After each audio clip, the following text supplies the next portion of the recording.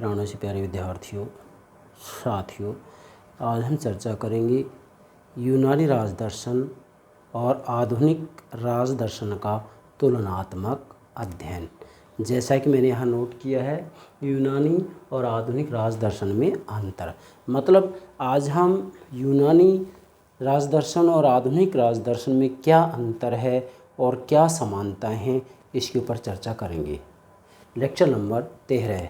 जी students, यदि हम गंभीरता से बात करें तो मैं कहना चाहूँगा, यदि आप यूनानी राजदर्शन और आधुनिक राजदर्शन में क्या समानताएं हैं और क्या अंतर है, इसको बेहतर तरीके से समझ जाते हैं तो संपूर्ण यूनानी राजनीतिक विचारकों को और आधुनिक राजनीतिक विचारकों के विचारों को समझने में आपको कोई परेशानी नहीं आ सकती। डियर स्टूडेंट्स, जैसा कि कुछ विद्यार्थी कहते हैं कि सर आप महत्वपूर्ण टॉपिक्स जो है अपलोड कर दें। बेटा, इस तरीके से पश्चिमी राजनीतिक चिंतन के इतिहास को नहीं समझा जा सकता है।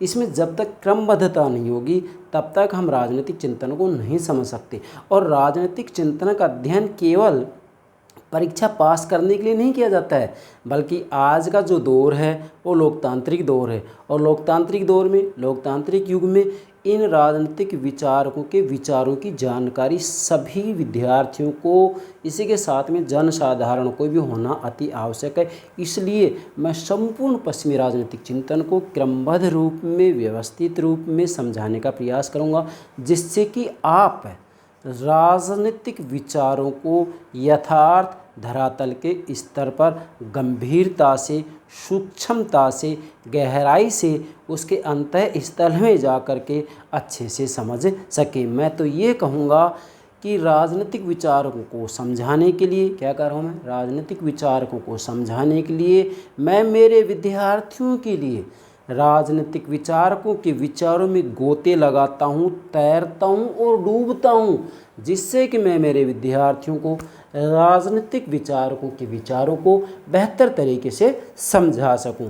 डियर स्टूडेंट्स, टॉपिक का नाम नोट करेंगे, यूनानी राजदर्शन और आधुनिक राजदर्शन में अंतर, या यूनानी राजदर्शन और आधुनिक राजदर्शन का तुलनात्मक अध्ययन। आपसे एग्जाम में किसी भी रूप में पूछा जा सकता है। यस बेटा, अब चलिए शुरुआत करते हैं। सबसे पहले तो आपको जानना जरूरी है कि यूनानी राजनीतिक विचारकों में प्रतिनिधि विचारक कौन है? प्लेटो और अरस्तु। इसका मतलब प्लेटो और अरस्तु ने अपना राजनीतिक चिंतन किस प्रकार का दिया है, ये सारी बातें इस तरफ आएंगी। इधर आधुनिक राजदर्शन लेंगे। इसका मतलब ये है कि आधुनिक राजनीतिक चिंतन की शुरुआत कहाँ से होती है बेटा? मैकियावली से। मैकियावली ने अपनी विश्व प्रसिद्ध रचना द प्रिंस लिखी है। तो वास्तव में यदि देखा जाए तो पूरे मध्य युग के अंतर्गत जब राज्य और चर्च के बीच में संघर्ष चला हुआ था, तो मैकियावली ने इस संघर्ष को समाप्त किया और यह कहा, क्या कहा कि राज्य सर्वोच्च है। क्या? राज्य सर्वोच्च है। और मैं तो ये कहूँगा मैकियावली ने ही अपनी रचना द प्रिंस के अंतर्गत सर्वप्रथम स्टेट शब्द का प्रयोग किया, राज्य शब्द का प्रयोग किया। इसलिए एक तरफ तो प्लेटो और अरस्तु के विचार होंगे, जबकि दूसरी तरफ मैकियावली के विचार विशेष कर लिए जाएंगे, जिसमें हम ये कहेंगे कि पूरा का पूरा आधुनिक राजनीतिक चिंतन इसके अंतर्गत आ जाएगा। तो आधुनिक राजनीतिक चिंतन क्या कहता है, यूनानी राजनीतिक चिंतन क्या कहता है, यूनानी राजनीतिक चिंतन का केंद्र बिंदु क्या है, आधुनिक राजनीतिक चिंतन का केंद्र बिंदु क्या है, इसके ऊपर हम चर्चा करेंगे। मैं पुनः कह रहा हूँ, जो विद्यार्थी यूनानी राजदर्शन और आधुनिक राजदर्शन का तुलनात्मक अध्ययन अच्छे से समझ जाता है, वह संपूर्ण यूनानी राजनीतिक विचारकों को और आधुनिक राजनीतिक विचारकों को बेहतर तरीके से समझ सकता है। भले किसी प्रकार की प्रतियोगिता परीक्षा में कैसा भी प्रश्न पूछा जाए, आपका आंसर गलत नहीं हो सकता, और समझाना ये तो मेरा लक्ष्य है ही। चलिए बेटा, सबसे पहले तो हमें देखो, जब तुलनात्मक अध्ययन की बात आती है तो दो बिंदु बनते हैं। क्या बिंदु बनते हैं कि भाई यूनानी राजदर्शन और आधुनिक राजदर्शन में क्या समानताएं हैं, और दूसरा क्या है, असमानताएं। यूनानी राजदर्शन और आधुनिक राजदर्शन में क्या अंतर है। मतलब जो तुलनात्मक अध्ययन किया जाता है तो इसमें दो बातें आती हैं, समानता और असमानता। तो सबसे पहले लेंगे हम समानता। मतलब यूनानी राजदर्शन और आधुनिक राजदर्शन में क्या समानताएं हैं? तो मैंने यहाँ पर केवल 2 बातें नोट की हैं बेटा, आप नोट करेंगे। नंबर 1 क्या, जैसे मैं कहना चाहूँगा कि राजनीति दर्शन के जो जनक हैं प्लेटो ने निगमन प्रणाली का प्रयोग किया था, अर्थात निगमनात्मक पद्धति अपनाई थी। निगमनात्मक पद्धति में क्या होता है, इसमें जो है सामान्य से विशेष की तरफ जाया जाता है। मतलब पहले कल्पना की जाती है और कल्पना के आधार पर जो कल्पना की गई है उसकी प्राप्ति के लिए छोटे छोटे सिद्धांत दिए जाते हैं। तो प्लेटो ने अपनी रचना रिपब्लिक में निगमनात्मक प्रणाली या निगमनात्मक पद्धति का प्रयोग किया था। आधुनिक राजदर्शन में इसी निगमनात्मक पद्धति या प्रणाली का प्रयोग जॉन लॉक के द्वारा किया गया, ग्रोसियस के द्वारा भी इसका प्रयोग किया गया। तो जॉन लॉक एक आधुनिक राजनीतिक विचारक हैं, मतलब निगमनात्मक प्रणाली या पद्धति का प्रयोग यूनान में भी किया गया था या यूनानी राजदर्शन में भी किया गया था और आधुनिक राजनीतिक दर्शन में भी इसका प्रयोग किया गया है। दूसरा अंतर क्या है, राजनीति विज्ञान के जनक अरस्तु ने ऐतिहासिक और अनुभवमूलक पद्धति का प्रयोग किया था। क्या, ऐतिहासिक और अनुभवमूलक पद्धति का प्रयोग किया था। और आधुनिक राजदर्शन में व्यवहारवादी और आचरणवादियों ने भी ऐतिहासिक और अनुभवमूलक पद्धति का प्रयोग किया। इसका मतलब यूनानी राजदर्शन की चर्चा की जाती है तो ऐतिहासिक अनुभवमूलक पद्धति का प्रयोग किया था, और आधुनिक राजदर्शन में जो है व्यवहारवादियों ने और आचरणवादियों ने इसी ही ऐतिहासिक और अनुभवमूलक पद्धति का प्रयोग किया। मतलब ये कुछ इसकी समानताएं होगी, बाकी मुख्यतः तो हमें इसके अंतर को समझना है। चलिए, इधर हम लेंगे यूनानी राजदर्शन, इधर लेंगे आधुनिक राजदर्शन। यहाँ मैंने 10 बिंदु बनाए हैं। इन 10 बिंदुओं के आधार पर आप यूनानी राजदर्शन और आधुनिक राजदर्शन के अंतर को अच्छे से समझ सकते हैं। यस बेटा, आप अपना पेन उठाएं, रजिस्टर लें और एक एक बिंदु को नोट करते जाएं और मैं इसकी व्याख्या करता जाऊंगा। नंबर 1, चिंतन का विषय। बेटा, यूनानी राजदर्शन या यूनानी राजनीतिक चिंतन का जो विषय है वो नगर राज्य है। मतलब यूनानी राजदर्शन के चिंतन का जो मुख्य विषय है वो नगर राज्य है, क्योंकि यूनानी नगर राज्य को ही सामाजिक संगठन की इकाई मानते हैं, राजनीतिक संगठन की इकाई मानते हैं। इनका जो संपूर्ण चिंतन है वह नगर राज्य के इर्द गिर्द घूमता है, सिटी स्टेट नगर राज्य के इर्द गिर्द घूमता है। जैसा कि प्लेटो ने अपनी रचना रिपब्लिक जो लिखी थी उसका हिंदी अर्थ ही आदर्श नगर राज्य व्यवस्था है। प्लेटो की रचना रिपब्लिक का हिंदी अर्थ क्या है? आदर्श नगर राज्य व्यवस्था। तो यूनानी राजदर्शन के चिंतन का विषय केवल नगर राज्य, मतलब सिटी स्टेट तक इनका जो विचार है वो केंद्रित रहता है। आधुनिक राजनीति दर्शन की बात की जाती है तो आधुनिक राजनीति दर्शन में चिंतन का जो विषय है वो राष्ट्रीय राज्य है। क्या, ये राष्ट्रीय राज्य के ऊपर चिंतन मनन करते हैं, बस इतना पर्याप्त है। दूसरा, यूनानी राजदर्शन। अब यूनानी राजदर्शन के प्रतिनिधि विचारक कौन है? प्लेटो और अरस्तु। तो इसका मतलब प्लेटो और अरस्तु ने अपना चिंतन कैसा किया है, क्या चिंतन किया है, इसकी तो चर्चा हो रही है। दूसरा है यूनानी राजनीति दर्शन या यूनानी राजदर्शन राज्य को एक नैतिक संस्था मानते हैं। प्लेटो ने भी और अरस्तु ने भी राज्य को एक नैतिक संस्था माना था। यस, मतलब यूनानी राजदर्शन राज्य को एक नैतिक संस्था मानता है। बेटा समझे, एक नैतिक संस्था मानता है। अरस्तु ने तो साफ कहा है कि राज्य का जन्म जीवन के लिए हुआ है और सद जीवन की, मतलब अच्छे जीवन की प्राप्ति के लिए अस्तित्व में बना हुआ है। तो निश्चित रूप में प्लेटो और अरस्तु दोनों ने ही राज्य को एक नैतिक संस्था माना और ये कहा है कि राज्य के बिना व्यक्ति के व्यक्तित्व का विकास नहीं हो सकता, व्यक्ति अच्छा जीवन प्राप्त नहीं कर सकता, व्यक्ति अच्छा जीवन नहीं जी सकता। अब इधर आधुनिक राजनीति दर्शन की बात करते हैं तो ये जो राज्य है उस राज्य को ये धर्म राज्य मानते हैं और धर्मनिरपेक्ष राज्य भी मानते हैं। मतलब आधुनिक राजनीतिक दर्शन धर्म राज्य की भी बात करता है और धर्मनिरपेक्ष राज्य की भी बात करता है। जैसे कि हमारा भारत है धर्मनिरपेक्ष राज्य है, दुनिया में बहुत ऐसे हैं जो धार्मिक राज्य भी हैं। ठीक है। तीसरा है बेटा, यूनानी राजनीति दर्शन विवेकवादी और समाजपरक है। मतलब यूनानी राजदर्शन या यूनानी राजनीतिक चिंतन श्रद्धा और विश्वास के ऊपर अपना विचार नहीं देता है, बल्कि ये तर्क, वितर्क, विवेक और बुद्धि के आधार पर अपने विचार देते हैं। और इसी के साथ में यूनानी राजनीति दर्शन या यूनानी राजनीतिक चिंतन ये कहता है, क्या कहता है कि मनुष्य स्वभाव से ही एक सामाजिक और राजनीतिक प्राणी है। मतलब मनुष्य समाज और राज्य के बिना जीवित नहीं रह सकता। जैसे कि अरस्तू ने कहा है, क्या कहा अरस्तू ने, जो व्यक्ति ये कहता है, क्या कहता है, जो व्यक्ति ये कहता है कि मुझे समाज और राज्य की आवश्यकता नहीं है, वह व्यक्ति नहीं हो सकता। या तो वह पशु है या वो देवता है, क्योंकि पशुओं को और देवताओं को राज्य और समाज की आवश्यकता नहीं होती है, जबकि मनुष्य अर्थात व्यक्ति राज्य और समाज के बिना नहीं रह सकता, इसलिए समाज परक है। तो यूनानी राज दर्शन विवेकवादी और समाज परक है, जबकि आधुनिक राज दर्शन लौकिक और सामाजिक तो है, मतलब विवेकवादी तो है, बुद्धिवादी तो है, समाजवादी तो है, समाज परक तो है। ये तो कहता है कि भी व्यक्ति राज्य और समाज के बिना नहीं रह सकता। और आधुनिक राजनीतिक दर्शन इस सांसारिक लोक के बारे में, इहलोक के बारे में अपने विचार देता है, पर राज्य को नैतिकता के क्षेत्र से अलग रखता है। मतलब आधुनिक राजनीतिक दर्शन राज्य को नैतिकता के क्षेत्र से अलग रखता है। और इसकी शुरुआत आधुनिक राजनीतिक चिंतन के जनक मैकियावेली ने ही कर दी थी। मैकियावेली ने साफ कह दिया था, क्या कह दिया था, कि राजनीति और नैतिकता का कोई संबंध नहीं है। राजनीति और नैतिकता को सबसे पहले मैकियावेली ने ही अलग किया था, इसलिए मैकियावेली को ही आधुनिक राजनीति दर्शन का या आधुनिक राजनीतिक चिंतन का जनक या पिता या संस्थापक माना जाता है। यस।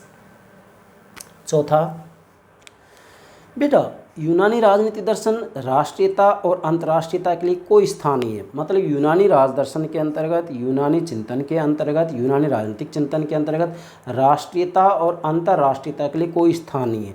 मतलब यूनानी राज दर्शन ने राष्ट्रीयता और अंतर्राष्ट्रीयता के ऊपर किसी प्रकार का कोई विचार नहीं किया है, जबकि आधुनिक राज दर्शन राष्ट्रीयता पर केंद्रित है। इसका संपूर्ण जो विचार है वो राष्ट्रीयता पर है और अंतर्राष्ट्रीयता की ओर झुकता जा रहा है। मतलब राष्ट्रीयता और अंतर्राष्ट्रीयता के ऊपर इन्होंने अपने विचार दिए हैं, ये आपको ध्यान रखना है। पांचवा, बेटा यूनानी राजदर्शन राज्य का उद्देश्य सकारात्मक मानता है। मतलब राज्य के उद्देश्य सकारात्मक थे, अर्थात यूनानी राजदर्शन के अंतर्गत राज्य के उद्देश्य सकारात्मक थे। जरा समझें, राज्य के उद्देश्य क्या थे, सकारात्मक थे। मतलब यूनानी राजदर्शन के अंतर्गत हम राज्य के उद्देश्य की बात करें, सकारात्मक इसलिए जैसा कि अरस्तु ने कहा था कि राज्य का जन्म जीवन की आवश्यकताओं के लिए हुआ है और सद जीवन की प्राप्ति के लिए अस्तित्व में बना हुआ है। मतलब अच्छे जीवन की प्राप्ति के लिए अस्तित्व में बना हुआ है और अच्छे जीवन की प्राप्ति के लिए राज्य को जो जितने भी कार्य करने हैं वो कार्य करने चाहिए। इसका मतलब यहाँ पर जो राज्य का उद्देश्य वो सकारात्मक है, जबकि आधुनिक राजनीतिक दर्शन के अंतर्गत राज्य के उद्देश्य नकारात्मक और सकारात्मक दोनों हैं। क्यों है नकारात्मक सकारात्मक? क्योंकि आधुनिक राजनीति दर्शन के अंतर्गत एक तरफ व्यक्तिवादी हैं और दूसरी तरफ समाजवादी हैं। व्यक्तिवादी तो ये कहते हैं कि वह राज्य अच्छा है जो कम से कम कार्य करे, जबकि समाजवादी ये कहते हैं कि जन कल्याण के लिए राज्य को ज़्यादा से ज़्यादा कार्य करने चाहिए। इसका मतलब व्यक्तिवादी और समाजवादी दोनों आधुनिक राजनीति दर्शन के अंतर्गत आते हैं। इसलिए हम ये कह सकते हैं कि आधुनिक राजनीति दर्शन के अंतर्गत राज्य के जो उद्देश्य हैं वो नकारात्मक और सकारात्मक दोनों हैं, ये ध्यान रखना है। छठा, यूनानी राजनीति दर्शन कानून पर विचार तो करता है, जैसे कानून संबंधी विचार अरस्तु ने भी अपने दिए हैं, तो कानून पर विचार तो करता है पर नैतिकता की दृष्टि से करता है। मतलब यहाँ कानून पर विचार तो किया जाता है, लेकिन कानून पर जो विचार किया जाता है वह नैतिकता की दृष्टिकोण के आधार पर किया जाता है या नैतिक दृष्टिकोण के आधार पर किया जाता है। जबकि आधुनिक राजदर्शन में कानून राजदर्शन का आवश्यक अंग है, अर्थात यहाँ वास्तविक रूप में आधुनिक राजनीति दर्शन का जो आवश्यक अंग है वो कानून है। यहाँ पर नैतिकता के दृष्टिकोण से विचार नहीं किया जाता है। सातवां है, यूनानी राजदर्शन के अंतर्गत नागरिकता का सिद्धांत संकुचित था। जरा समझें, यूनानी राजदर्शन के अंतर्गत नागरिकता का सिद्धांत संकुचित था। कैसे? जैसे आप स्वयं देखेंगे कि अरस्तु ने अपना नागरिकता का सिद्धांत दिया था। अरस्तु का नागरिकता का सिद्धांत, तो अरस्तु ने नागरिकता का सिद्धांत दिया तो उसमें नागरिकता का अर्थ क्या बताया है? जो राज्य की गतिविधियों में सक्रिय रूप से भाग लेगा वो नागरिक होगा बस। और अरस्तु ने यहाँ तक कहा है कि दास, क्या बेटा, दास, महिलाएं, वृद्ध, बच्चे, विदेशी ये नागरिक नहीं होंगे। इसका मतलब यूनानी राजदर्शन में नागरिकता का सिद्धांत संकुचित था। जबकि आधुनिक राजदर्शन में नागरिकता का सिद्धांत विस्तृत एवं उदारता से ग्रहण किया जाता है। मतलब आधुनिक समय में जिस राज्य के अंतर्गत जिस बच्चे का जन्म होता है वो जन्म से नागरिक बन जाता है और विदेशियों को भी नागरिकता प्रदान करने के कुछ नियम होते हैं। मतलब मूल बात यह है कि यहाँ जो अरस्तु ने कहा था कि भाई दास को, महिला को, बच्चे को, विदेशी को नागरिक नहीं माना जा सकता, तो आधुनिक समय में नागरिकता की जो अवधारणा है, नागरिकता का जो सिद्धांत वो विस्तृत है, व्यापक और बड़ा उदार है। ये दोनों में अंतर हो गया। 8वां है बेटा, मैं फिर कह रहा हूँ बेटा, ये जो अंतर मैंने आपके लिए बिंदु तैयार किए ना, ये इसलिए तैयार किए जिससे कि मेरे विद्यार्थी यूनानी राजनीतिक चिंतन और आधुनिक राजनीतिक चिंतनों को समझने में कहीं परेशानी महसूस ना करें। आगे हमको सारे विचारक समझाने हैं, मैंने कुछ विचारक तो अपलोड भी कर दिए हैं, वो आप देख सकते हैं। तो ये जैसे मैंने ये सारणी बनाई, इस सारणी के आधार पर आप यूनानी राजनीतिक विचारकों को और आधुनिक राजनीतिक विचारकों को समझ सकते हैं। मैं इसलिए लेक्चर तैयार कर रहा हूँ। 8वां है राज्य को संपूर्ण मानना। मतलब यूनानी राजदर्शन राज्य को संपूर्ण मानता है, अर्थात यूनानी राजदर्शन व्यक्ति और राज्य के बीच में जैविक संबंध बताता है। जैविक संबंध बताता है। जैसे ये मैं आपके सामने खड़ा हूँ, ये सावयव है, जीवित प्राणी है, तो इसके हाथ और पैर हैं। इन हाथ और पैरों को अलग कर दिया जाए, काट दिया जाए, तो हाथ का कोई महत्व होगा? कोई महत्व नहीं होगा। अगर शरीर से जुड़ा हुआ है तो इसका महत्व। इसी प्रकार से व्यक्ति राज्य के बिना नहीं रह सकता। व्यक्ति को ये कहा जाए कि राज्य और समाज के बिना रह सकता है, इसका मतलब ये होगा कि व्यक्ति के व्यक्तित्व का विकास नहीं हो सकता। मतलब व्यक्ति और राज्य का जैविक संबंध है। व्यक्ति राज्य के बिना रह नहीं सकता। आधुनिक राजनीति दर्शन में व्यक्ति और राज्य के संबंध को नैतिक नहीं बल्कि कानूनी महत्व दिया गया है। यहाँ पर तो व्यक्ति और राज्य के संबंध को नैतिक महत्व दिया गया है, जबकि आधुनिक राजनीति दर्शन में व्यक्ति और राज्य के संबंध को नैतिक महत्व नहीं बल्कि कानूनी महत्व दिया गया है। मतलब आज वास्तविक रूप में देखा जाए तो हम ये कहेंगे कि व्यक्ति और राज्य के संबंध को कानूनी महत्व प्रदान किया गया है आधुनिक राजनीति दर्शन में। 9वां है बेटा, यूनानी राजदर्शन में न्याय राजनीतिक चिंतन का मुख्य विषय है। अब आप स्वयं देखेंगे प्लेटो ने अपनी रचना जो रिपब्लिक लिखी है, रिपब्लिक का उपशीर्षक ही है कंसर्निंग टू जस्टिस, न्याय से संबंधित ग्रंथ। और प्लेटो की रचना रिपब्लिक में न्याय के बारे में सबसे ज़्यादा लिखा गया है। आप यदि प्लेटो की रिपब्लिक को पढ़ेंगे, मैंने स्वयं रिपब्लिक पढ़ी है, तो रिपब्लिक में मैं ये कहूँगा कि 800 पेज के अंतर्गत लगभग 600 पेज ऐसे जिसमें केवल जस्टिस, न्याय के बारे में चर्चा की गई है।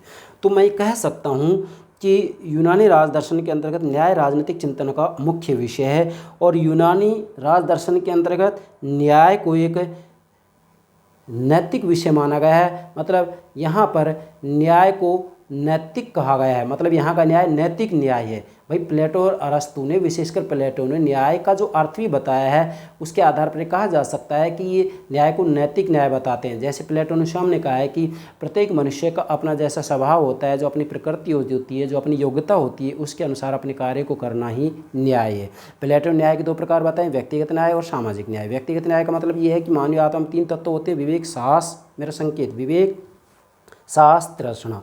तो जिस व्यक्ति में विवेक हो बुद्धि संबंधित कार्य ईमानदारी से करे, जिसमें साहस हो रक्षा संबंधित कार्य करे, जिसमें तृष्णा ज़्यादा, भूख ज़्यादा, उत्पादन संबंधित कार्य करे। अब एक व्यक्ति जिसमें जिस तत्व की प्रधानता है उस कार्य को कर रहा है तो व्यक्ति न्यायी है। अब मेरे अंदर विवेक की प्रधानता है तो मुझे है जो है विवेक से संबंधित कार्य को ईमानदारी से करना चाहिए। कहने का मतलब यहाँ ये, मैंने प्लेटो का जो न्याय सिद्धांत है वो अपलोड कर दिया है और अगर नहीं किया है तो मैं अपलोड कर दूंगा, वहाँ ये बात समझाएं। यहाँ मैं संकेत दे रहा हूँ केवल बस। न्याय राजनीतिक चिंतन का मुख्य विषय है और यहाँ पर नैतिक न्याय की चर्चा की जाती है, जबकि आधुनिक राजनीतिक दर्शन के अंतर्गत न्याय राजनीतिक चिंतन का विषय तो है, न्याय के ऊपर चिंतन तो किया जाता है, लेकिन यहाँ नैतिक न्याय नहीं बल्कि कानूनी न्याय का महत्व है। मतलब न्यायपालिका के द्वारा, न्यायालय के द्वारा जो फैसला सुनाया जाता है उस न्याय का यहाँ महत्व है। इसलिए आधुनिक राजनीतिक दर्शन में जो न्याय है वह कानूनी न्याय है, कानूनी न्याय का महत्व है, जबकि यहाँ नैतिक न्याय का महत्व है। 10 यूनानी राजदर्शन के अंतर्गत समानता और भ्रातृत्व मतलब बंधुता, समानता और भ्रातृत्व मतलब बंधुता है, भाईचारा। समानता और भ्रातृत्व ये आदर्श गुण हैं, अर्थात यूनानी राजनीति दर्शन के अंतर्गत समानता और भाईचारे के सिद्धांत को स्वीकार नहीं किया गया है, जबकि आधुनिक राजनीति दर्शन में नोट करेंगे, आधुनिक राजनीति दर्शन में समानता और भ्रातृत्व मतलब भाईचारा के सिद्धांत उद्घोष करता है। मतलब आधुनिक राजदर्शन समानता और भाईचारा या बंधुता के सिद्धांत की उद्घोषणा करता है। ये इन सिद्धांतों को महत्व देता है, इन सिद्धांतों को स्थान देता है। तो कहने का मतलब ये है कि यूनानी राजदर्शन में समानता और भाईचारे के लिए कोई स्थान नहीं है। आप स्वयं देखेंगे, स्वयं अरस्तु ने कहा है, क्या कहा है कि यूनानियों का जन्म स्वामी बनने के लिए हुआ है। क्यों? क्योंकि स्वभाव से बुद्धिमान होते हैं। और गैर यूनानियों का जन्म दास बनने के लिए हुआ है, क्योंकि स्वभाव से ही ये जन्म से ये मंदबुद्धि के होते हैं। तो आप देखिएगा यहाँ समानता कहाँ बरती जा रही है, जबकि आधुनिक राजनीतिक दर्शन तो समानता की बात करता है, भाईचारे की बात करता है। यस, तो ये यूनानी और आधुनिक राजदर्शन में अंतर है। आप टॉपिक का नाम नोट करेंगे, यूनानी और आधुनिक राजदर्शन का तुलनात्मक अध्ययन, ऐसे भी नोट कर सकते हैं, या यूनानी और आधुनिक राजदर्शन में अंतर। तो ये 10 बिंदु मैंने आपको दिए हैं। इन 10 बिंदु के आधार पर एक तरफ तो आप प्लेटो और अरस्तु को ले सकते हैं, और दूसरी तरफ मैकियावली, जो कि आधुनिक राजनीतिक चिंतन का जनक है। मैकियावली से लेकर के आगे तक, आज तक जितने भी राजनीतिक दार्शनिक, राजनीतिक विचारक हैं, उन सबको इसमें सम्मिलित कर सकते हैं, क्योंकि उन सभी के राजनीतिक चिंतन के ये केंद्र बिंदु हैं, राजनीतिक चिंतन के ये विषय हैं। जबकि यूनानी राजदर्शन के चिंतन के जो विषय हैं, ये 10 बिंदु के आधार पर आप समझ सकते हैं। तो ये यूनानी राजदर्शन और आधुनिक राजदर्शन में अंतर हो गया। मुझे विश्वास है आप यूनानी और आधुनिक राजदर्शन में अंतर के जो मैंने 10 बिंदु बताए हैं, इन 10 के 10 बिंदुओं को नोट करेंगे, अच्छे से तैयार करेंगे और अच्छे से समझने का प्रयास करेंगे। अगर आप ऐसा करते हैं तो आप पाश्चात्य राजनीतिक चिंतन को बेहतर तरीके से समझ सकते हैं। मुझे विश्वास है आज की ये सभी बातें आप बेहतर तरीके से समझ गए होंगे। यस बेटा, okay, thank you very much, thank you very much.